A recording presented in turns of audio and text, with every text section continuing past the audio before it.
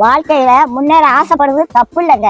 எதையாவது பண்ணி எப்படியாவது முன்னேறிடணும் அப்படின்னு நினைக்க கூடாது. அப்படி நினைச்சா ஏதாவது சிக்கல்ல மாட்டிக்கிடுவோம். கடவுள் உங்களை ஏத்த வேலையில உயர்த்த வருங்க. சில பேரு எப்படியாவது காசு பணத்தை சம்பாதிச்சிடணும், அப்பதான் வயசான காலத்துல நிம்மதியா உட்கார்ந்து சாப்பிடலாம்னு நினைப்பாங்க. வயசான காலத்துல காசு பணம் எல்லாம் இருக்கும், ஆனா ஒன்னும் அனுபவிக்க முடியாது. பாட்டி வீட்டுல ஒரு எலி ரொம்ப நாளா தொண்டை பண்ணிக்கிட்டு இருந்தது. அதை எப்படியாவது பிடிச்சிடணும்னு கூண்டுக்குள்ள ஒரு தேங்காய் துண்டை குத்தி வச்சேன். ஒரு 9 மணிக்கு சத்தம் கடிச்சு எலி மாட்டிக்கிடுச்சு. சரி இருக்கட்டும், காலையில எந்திரிச்சு காட்டு பக்கத்துல கொண்டு திறந்து விடுவோம் அப்படின்னு நினைச்சு தூங்கிட்டேன். காலையில பார்த்தா எலி உள்ளதான் இருந்துச்சு. ஆனா அந்த தேங்காய் துண்டை அதை நக்கி கூட பாக்கலங்க. எப்படி வச்சானோ அது அப்படியே இருந்துச்சு. ராத்திரி முழுவதும் உள்ளதான் இருந்துச்சு. அந்த தேங்காய் துண்டை திங்கலாம்ல, அதுக்கு மரண பயம் வந்துட்டு அதனால தேங்காய் துண்டை திங்கிறதுக்கு மனசு வரல. அதுக்கு தேங்காய் துண்டை விட நம்ம உயிர் பிழைச்சா போதும்னு அது இருந்துச்சு.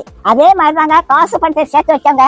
கடைசி காலத்துல ஒன்னே அனுபவிக்க மாட்டாங்க. லட்டை பார்த்த உடனே வாயில எச்சி வரும், ஆனா டாக்டர் சொன்னது ஞாபகத்துக்கு வரும், லட்டை தின்றாத சுவர் ஏறி போயிரும் அப்படின்னு சொல்லியிருக்காங்க. ஆசைப்பட்ட ஒரு லட்டை திங்க முடியல, காசு பணம் இருந்து என்ன செய்ய? கடவுளோட ஆசீர்வாதம் இருந்துச்சுன்னா கடைசி வரைக்கும் நல்லா சாப்பிடலாங்க. நாளைய தினத்தை குறிச்சு கவலைப்படாதீங்க. அந்தந்த நாளைக்கு அந்தந்த நாளோட பாடு போதுங்க. இன்னைக்கு சாப்பாடு கொடுத்த கடவுள் நாளைக்கு சாப்பாடு கொடுப்பாரு. நீதி நேர்மை உண்மை உத்தமமா மட்டும் வாழுங்க. கடவுள் ஒரு நாளும் உங்களுக்கு ஒரு குறையும் வைக்க மாட்டாங்க. நம்ம எப்படி சம்பாதிக்கோங்கிறத கடவுள் பார்த்துக்கிட்டே இருக்காருங்க.